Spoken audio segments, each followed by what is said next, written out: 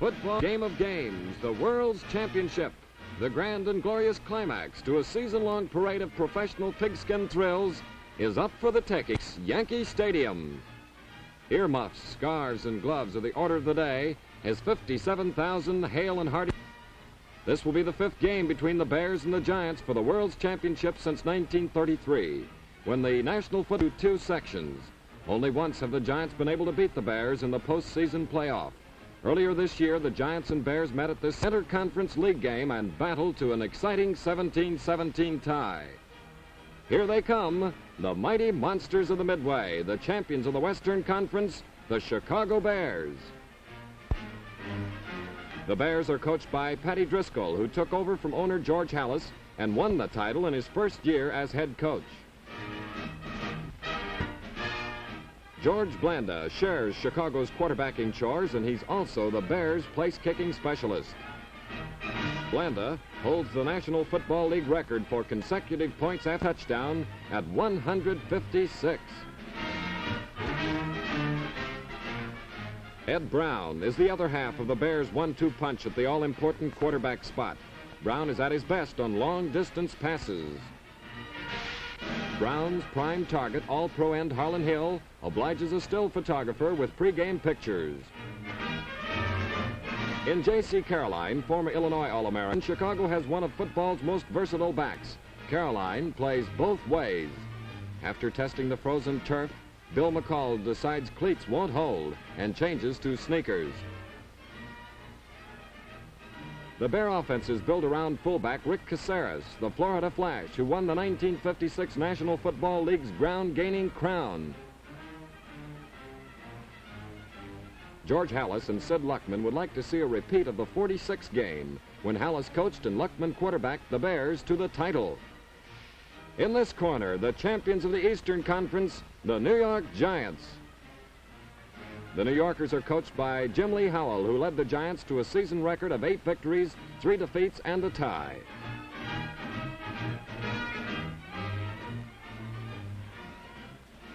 New Yorkers point with pride to their star, Frank Gifford, a 26-year-old, 205-pound halfback from Southern California. Gifford was the National Football League's most valuable player in 1956. On defense, the Giants feature king-size Roosevelt Greer, a 6'5", 275-pound terror from Penn State.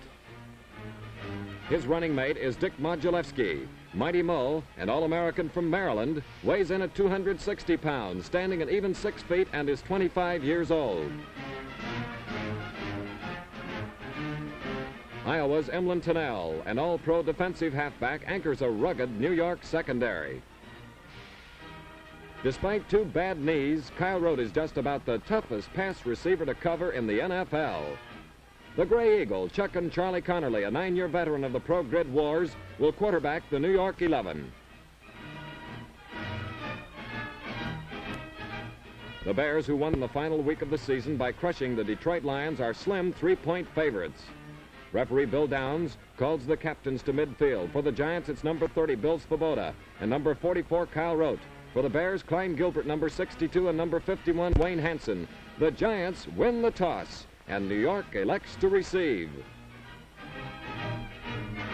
The Bear team huddles with Coach Patty Driscoll for final pregame instructions.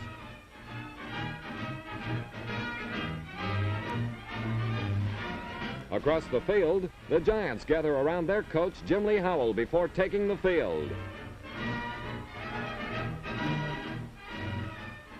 Don Heinrich, New York starting quarterback, limbers up. Now for the first half play-by-play, it's my pleasure to welcome to the Miller High Life microphone, Earl Gillespie. Thank you, Chris Schenkel, and we're all ready for the kickoff. It's George Blanda doing the kicking, and the 1956 World's Championship is underway.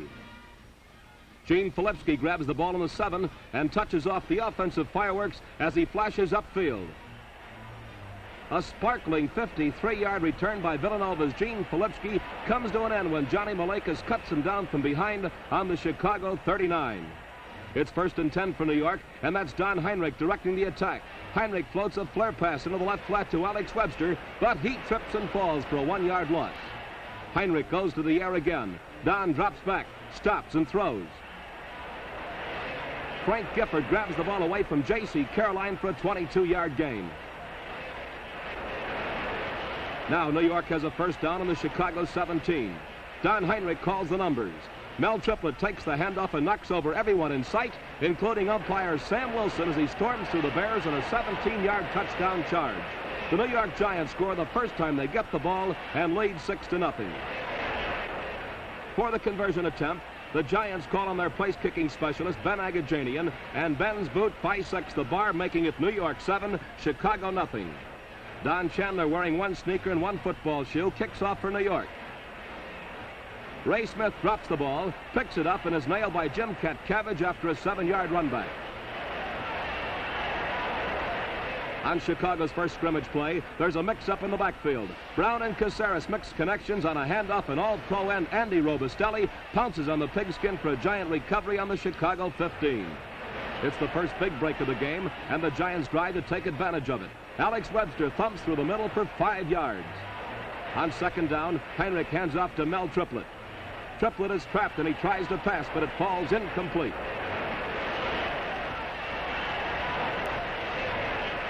Now it's 4th and 5 for the Giants, and Agajanian enters the game. Ben boots a letter-perfect placement squarely between the uprights for a 17-yard field goal, and the Giants lead by 10-0.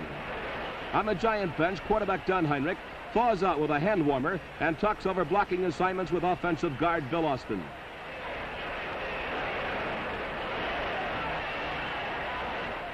Don Chandler kicks off again for New York. J.C. Caroline takes the kick on the 3 and brings it back to the 18.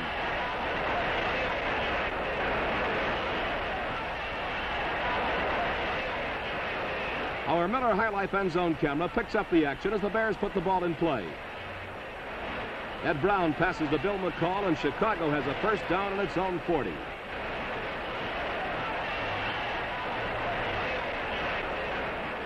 Brown tries his luck on the overhead route once more. The Bear drive comes to an abrupt halt as Jim Patton goes high in the air to intercept. Patton scampers back 28 yards as the Giants set up shop on the Chicago 36.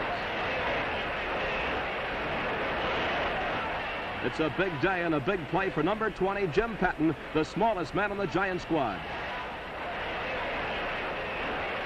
3 downs later, the Giants are still in the 36, and in comes Agajanian. At 38, Ben is the oldest player in the field, but he still has what it takes. Aggie's 43-yard field goal, his longest of the season, puts the Giants in front 13-0, and you know these New Yorkers are a happy bunch.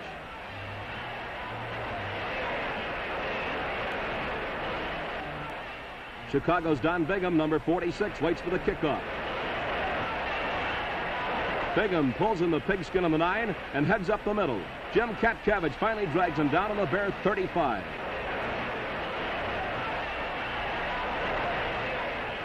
On an inside handoff, J.C. Caroline cracks the New York defense for 6 hard yards.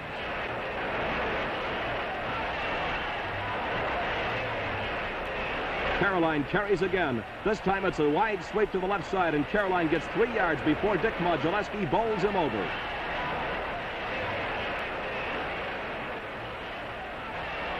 Along the sideline, New York's number 1 passer, Charlie Connerly, gloves and all, warms up his pitching wing.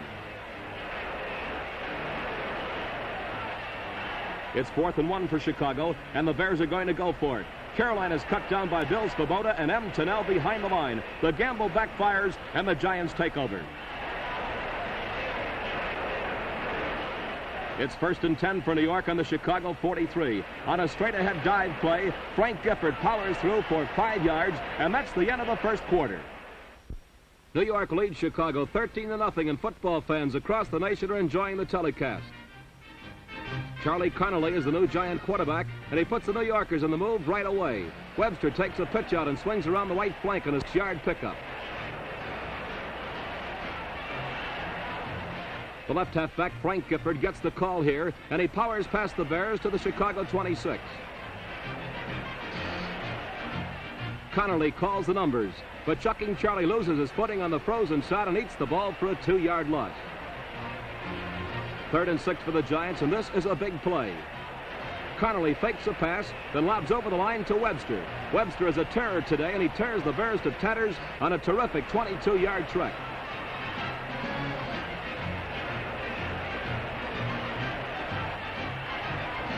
It's goal to go for the Giants, and Alex Webster gets them there in one bone-crushing charge as the underdog New Yorkers up their advantage to an amazing 20-0 margin.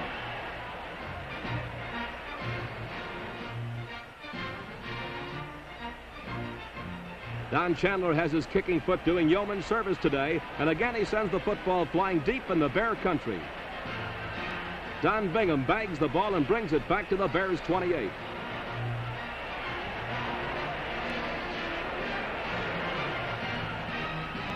Chicago is trying to run through the sturdy Giant defense and is not enjoying too much success. J.C. Caroline manages a 3-yard gain on this play. Ed Brown decides on a pass, but the pursuit of the onrushing Giants is relentless. Brown tries to get away on foot, but he's driven to the ground by Ed Hughes for a 1-yard loss.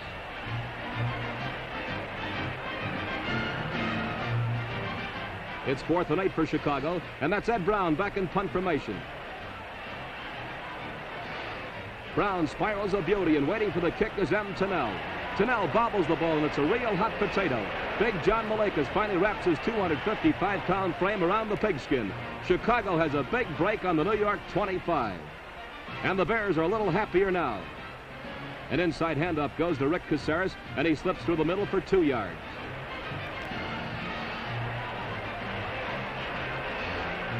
That's Ed Brown, the quarterback, rolling out the throw.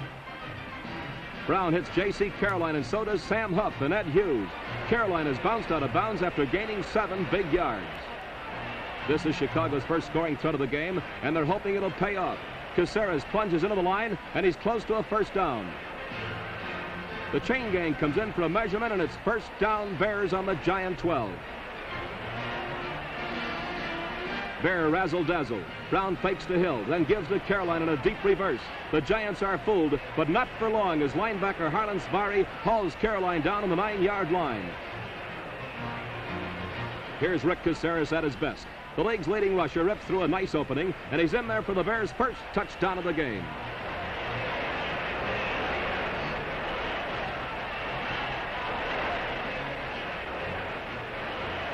George Blanda lays the extra point right in your lap, and the Bears are back in the game. It's New York 20, Chicago 7, with 8 minutes remaining in the second quarter. George Blanda kicks off, and that's Fleet Gene Filipski waiting for the ball at the goal line. Gene picks up steam as he storms straight ahead. A fine shoot-top stop by Ed Meadows drops Filipski on the 28-yard line. Mel Triplett carries on a pitch out, but gets nowhere. Stan Wallace comes up fast, and Triplett is trapped for a 1-yard loss. Charlie Connolly steps to the firing line and flips a spot pass to Alex Webster. A nifty sidestep, and Webster's away for good yardage. Ken McAfee leads the way on a 50-yard play that moves the ball deep into the lair of the Bear. Our Miller High Life sideline camera records a classic shot of the Giants' marvelous Mel Triplett. The hard-fighting fullback on a quake-em-shake-em charge bulldozes to the Chicago 3-yard line. Alex Webster knifes into the end zone to put the finishing touch to a 5-play, 72-yard scoring surge. With 5 minutes remaining in the first half, it's New York on top of Chicago 27-7. Alex Webster, 210-pounder from North Carolina State, who has scored twice today, gets a well-deserved rest as the New York defensive platoon goes into action. It's Don Chandler kicking off for the Giants. The bouncing ball gets away from Caroline. Don Bingham scoops it up, but he gets nowhere. Chicago deep in its own territory, and Ed Brown is trying to pass. The Giants apply tremendous pressure, and gargantuan Roosevelt Greer bangs Brown down way back on the 1-yard line.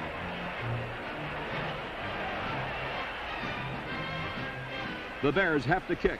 Brown stands deep in his end zone, but Ray Beck breaks through to block the punt. The free ball is loose in the end zone, and Arkansas rookie Henry Moore gets his first professional score by recovering the ball for a touchdown. Who says the pros lack spirit? Just look at this Giant bench. It's New York by an overwhelming 34-7 score. For the 6th time in the first half, Don Chandler puts the ball in play. Don Bingham returns the kickoff 10 yards to the Chicago 26.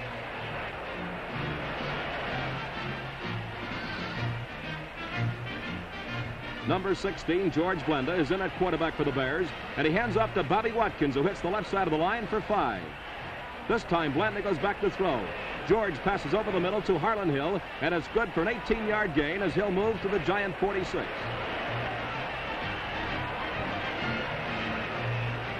Time is running short on the Bears, and they have to pass. Here's that same Blenda to Hill pattern. Now watch this tackle. Ed Hughes applies the stopper, and what a stop. Chicago is in New York territory, but the Bears must battle both the clock and the Giants. Blenda attempting to pass is thrown by Harlan Sparry for a long loss, and that's the end of the first half. It's a surprising form reversal. The New York Giants, alert to every opportunity and displaying a fighting and ferocious defense, leave the field at halftime on the long end of an amazing 34-7 score. Now for the second half play-by-play, here's the voice of the New York Giants, my good friend Chris Schenkel. Thank you, Earl Gillespie. And we're ready to go with the third quarter action. It will be Don Chandler kicking off for New York. And the deep men for the Bears are Caroline and Bingham. It's Bingham who takes the kick at the 10 and returns it along the far side to the Chicago 24. Ed Brown is the Bears quarterback. He throws to Harlan Hill, cutting across the middle, and Hill gets to Chicago's 49-yard line.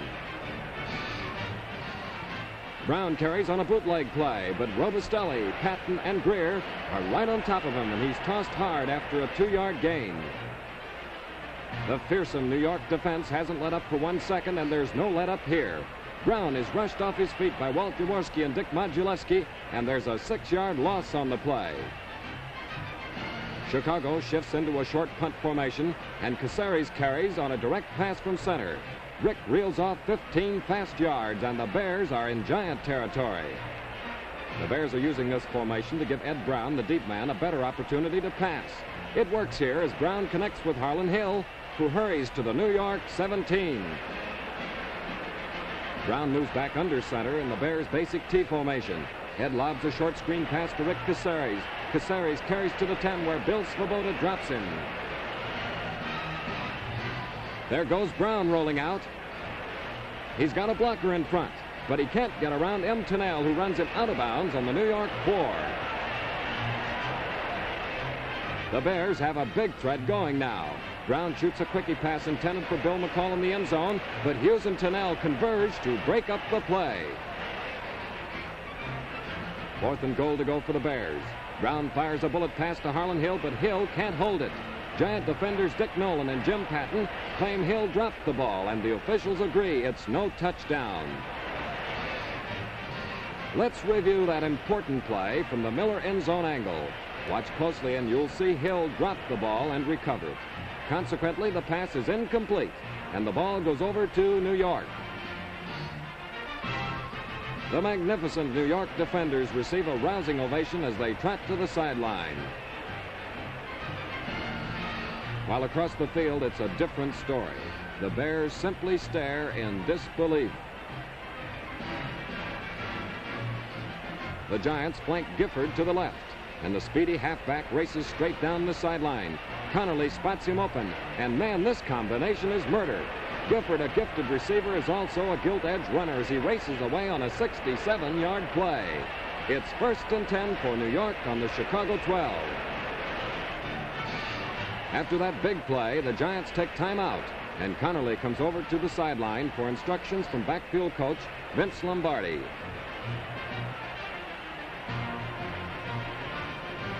Alex Webster on a pitch out, cuts back over right tackle and moves across the 10-yard line.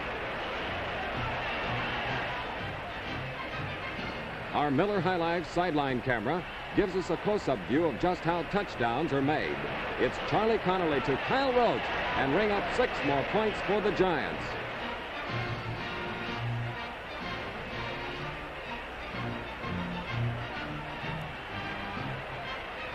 On the Giant bench, the old pro, Charlie Connerly, joins Kyle Rote and Don Heinrich, and here's a happy threesome.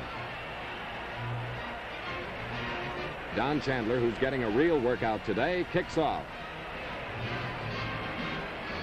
Don Bingham takes it at the 12 and tries to get through the middle, but Cliff Livingston chops him down at the 30-yard line. Chicago shifts back into its short punt formation. Ed Brown passes to Bill McCall, who's rolled out of bounds on the Bears' 44. But a 15-yard penalty on this play cancels out the advance, and now the Bears are forced to kick. Ed Brown boots. Gene Filipski takes it at midfield, cuts to the outside, and sprints to the Chicago 39, where Bill Whitekin drags him out of bounds. This play presents a perfect picture of Frank Gifford in action. Gifford is trapped while attempting to pass, but that doesn't faze Frank. With some fancy footwork, he transforms a snafu play into a snappy 16-yard gain. Mel Triplett powers through the middle, and the Giants are sitting pretty on the Chicago 18. That's the end of the line for the New York Express, and Ben Agajanian attempts to salvage the situation, but Ben's boot is off course. For one of the few times today, Jim Lee Howell's Giants failed to cash in on a scoring opportunity, and Jim is none too happy about it. George Blanda takes over at the signal calling post for Chicago, but he has no more success than his predecessor, Ed Brown, as robust Andy Robustelli creams him for a 5-yard loss. The Bears can't make up the loss, and they're forced to kick out of danger again. That's Ed Brown doing the punting, and he gets it away. Gene Filipski, standing on the Giant 40, makes a fair catch. That's the final play of third quarter, with the New York Giants sporting an almost insurmountable 40-7 bulge over the Chicago Bears. The Giants put the ball in play in the fourth quarter, with Gifford packing the pigskin on a pitch out around the left wing for a 4-yard gain. For only the third time today, the Giants are stopped and forced to kick. Don Chandler gets away a long boot. McNeil Moore fields it on the 16, and he's smothered immediately. Number 83, Big Bill McCall, leads Chicago's offensive unit into action. The Bears put McCall right to work as Blanda pinpoints him with a 13-yard pass.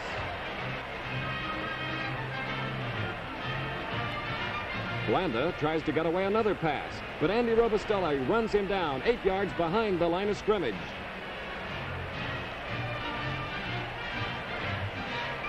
Blanda promptly makes up that loss with 6 yards to boot as he passes to Jim Dooley, who button hooks and bags the ball on the Chicago 35. It looks like Blanda is bringing the Bears out of hibernation as he hits Harlan Hill with a 12-yard completion. The Giants are doing a giant-sized job in containing the running of Rick Caceres. But Rick gets into the thick of things here as he shags a fair pass for an 8-yard pickup.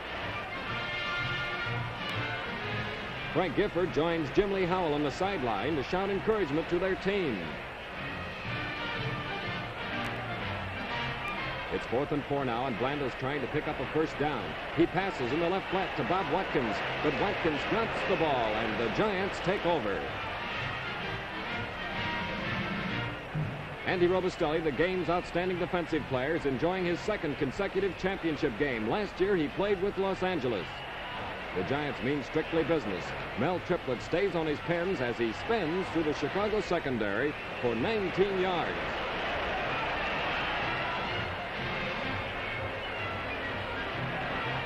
Charlie Connolly, New York's peerless passer, is perfection personified. Charlie spirals the pigskin direct to who else? Frank Gifford, and it's good for 29 yards. Watch this play carefully as Connolly passes to Gifford for a score. And you'll see Art Spieler, our Miller High Life cameraman, get into the thick of the action.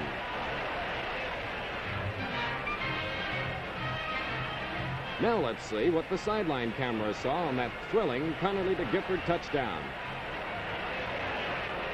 Look out! Oh, well, it's all in a day's work. And the game goes on with New York in front, 47-7.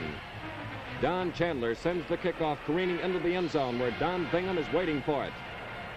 Bingham races straight ahead but runs into a stone wall at the Chicago goal. The Bears are in that short punt formation again with Ed Brown, the deep man, throwing to Jim Dooley for a gain of 15 yards. Brown is filling the air with footballs as Chicago fights to save face.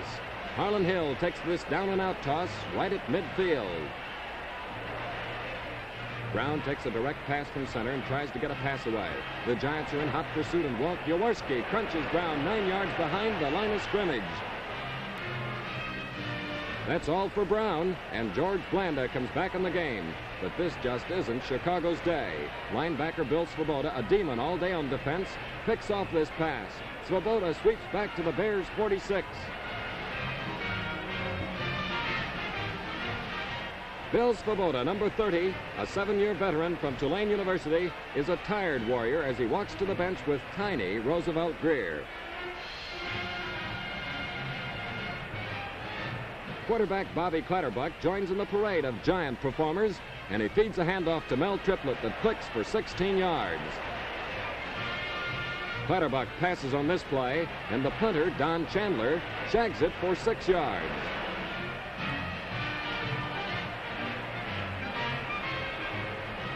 Clatterbuck attempts a 4th down pass, but he can't get it away, and the Bears take over as the final seconds tick away.